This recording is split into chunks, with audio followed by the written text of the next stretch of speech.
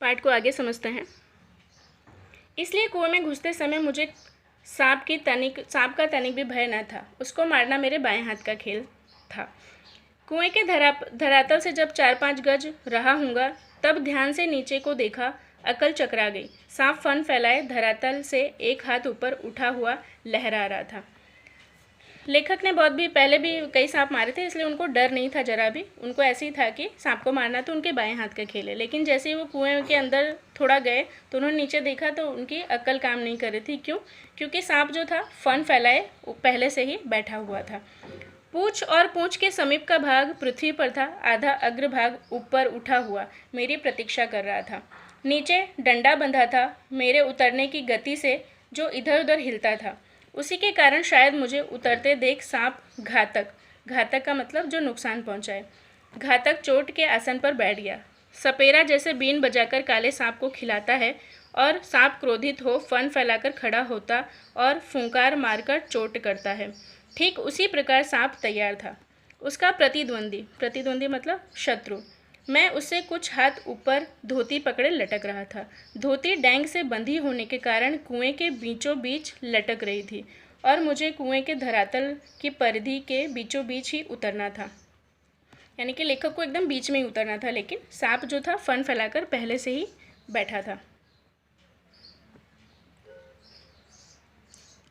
इसके माने थे सांप से 1.5-2 फुट गज नहीं की दूरी पर पैर रखना, और इतनी दूरी पर सांप पैर रखते ही चोट करता है। स्मरण रहे, कच्चे कुएं का व्यास बहुत कम होता है, नीचे तो वह 1.5 गज से अधिक होता है। ऐसी दशा में कुएं में मैं सांप से अधिक 4 फुट की दूरी पर रह सकता था, वह भी उस दशा में जब सांप मुझसे दूर रहने का प्रयत्न करता। पर उतरना था तो कुएं के बीच में, क्योंकि मेरा साधन बीचों बीच लटक रहा था। ऊपर से लटक कर तो सांप नहीं मारा जा सकता था, उतरना तो था ही। यानी कि लटकते लटकते तो सांप को नहीं मार सकते थे, तो उनको नीचे उतर कर ही सांप को मारना था। थकावट से ऊपर चढ़ भी नहीं सकता था। अब तक अपने प्रतिद्वंदी को पीठ दिखाने का निश्चय नहीं किया था।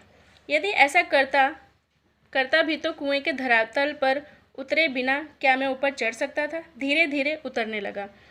एक इंच ज्यों मैं नीचे उतरता जाता त्यों मेरी एकाग्र चित्ता मतलब कि स्थिर रचित मतलब कि ध्यान बढ़ती जाती थी। मुझे एक सूझ मतलब तरीका सूझा।